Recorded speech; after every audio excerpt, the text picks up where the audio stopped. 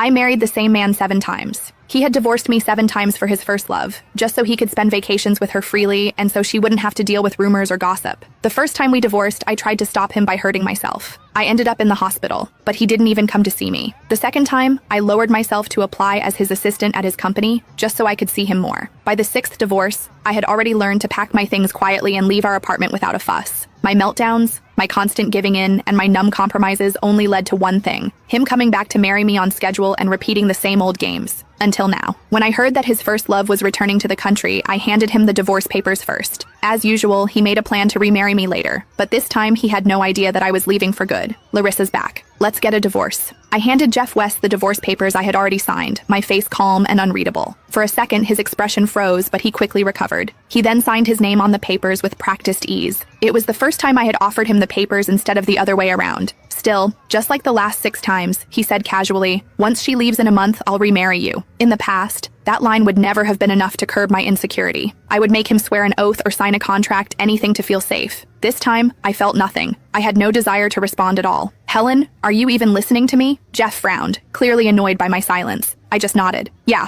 but my hands kept moving, folding clothes and packing them neatly into boxes. When Jeff said he would remarry me, he always meant it. Everyone in the business knew him as a man who kept his word. We didn't seem like a real couple anyway. We were like 2 business partners with a contract that needed renewal, signing 2 papers every once in a while. One for marriage and the other for divorce. By now, I had signed 13 papers. I remembered him saying at our wedding that he would never betray me during our marriage, and he hadn't. After the divorce, he was free to be with anyone he wanted. The only cost was that I became the kind of person everyone in the social circle knew could be summoned or dismissed at his whim. But today my calmness seemed to throw him off. He could vividly remember how I had behaved during our divorce in the past. I had been hysterical, even self-destructive. Now, he watched me pack efficiently, faster than ever, and he looked a little unsettled. Maybe this time, I should move out instead. I slammed the large suitcase shut with a thunk, cutting him off. I already told my friend I'd stay at her place for a few days. Jeff seemed to have thought of something, and his face darkened even further. "You're not planning to sneak into my office again, are you? Pretending to be an assistant just to spy on me? Can't you do anything for yourself?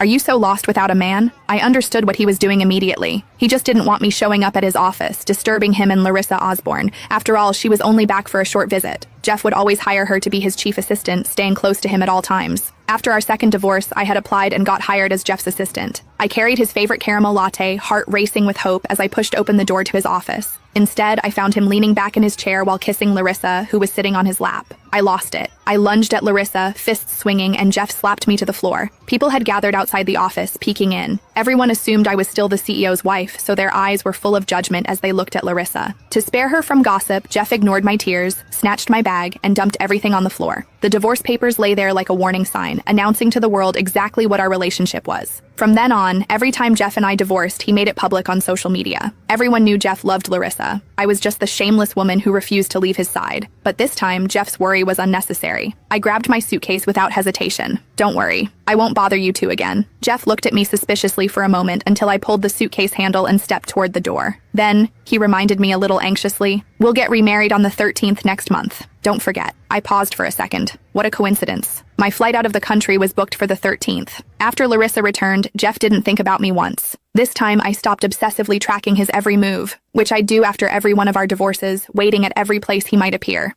Instead, I spent my days enjoying myself with my best friend, Scarlett Hargraves. We were living our best life. Before I knew it, only 20 days were left until I'd leave the country. One evening, Scarlett and I were waiting for our food at a restaurant when we ran into Jeff and Larissa. Jeff had his arm around Larissa's waist. They laughed and talked as they walked in together, looking like the perfect match. "Helen?" Jeff's eyes immediately locked on me. Larissa leaned close to him, draping an arm around his shoulders while